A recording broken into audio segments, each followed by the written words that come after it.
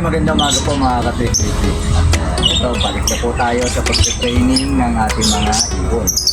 Sa mga hindi pa po nakapollow, sa mga hindi pa nakasubscribe, subscribe na po kayo. Libre lang po yan. At libre ko yung ituturo sa inyo kung paano natin gagawin na matuturuan natin mga ibon. Kaya manad po tayo. Shala! Shala! Shala! Ma'am Shala! Riga! Ayun, nandun sila, kukulit. So, yun, lalaro lahat. So, pupunta naman sila. So, malaking parte po ng ating pagtuturo ang ating pet siren. Siyempre, dapat lagi silang susunod dito. Kaya nga po tayo nag-hunting. At ito po ang tool na kailangan natin para mapasunod natin ang ito. Kasi ang gusto nila, kumain, di ba? Pagkagutom yan, susunod sila sa siren. So, ito yung magiging pointer natin kung saan sila pupunta. Tapos, papapasukin ito sa tunnel. Yan. So, dapat nakikita nila yung kung nasaan. Natin papasok. Okay? Ito. Pasok. Bringo. Okay. Pasok. Bringo. Alright. Pasok. Ay, Bringo. Tapos ka na dyan.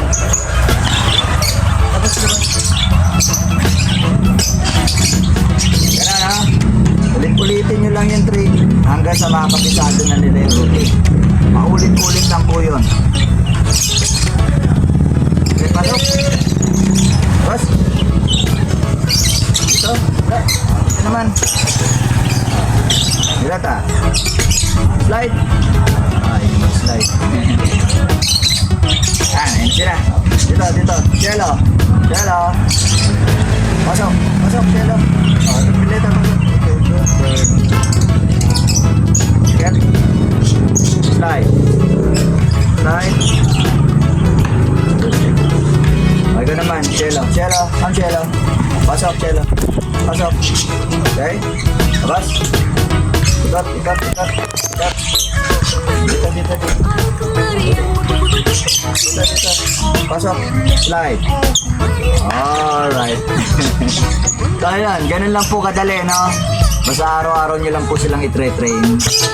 At kahit 20 minutes a day lang po ang i-consume natin sa pagtuturo sa kanila ay mahabang oras na yon para matutunan nila ang tricks na itinuturo po ninyo.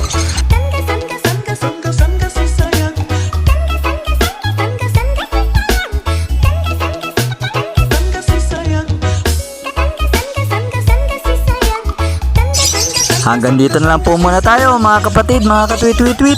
Abangan nyo po ang susunod naming mga video para lagi po kayo updated. Siyempre mag-subscribe ka na at i-hit mo na yung notification bell para lagi po tayong magkasama-sama sa aking mga susunod na vlog. Marami pong salamat. Hanggang sa muli, salamat po sa Diyos.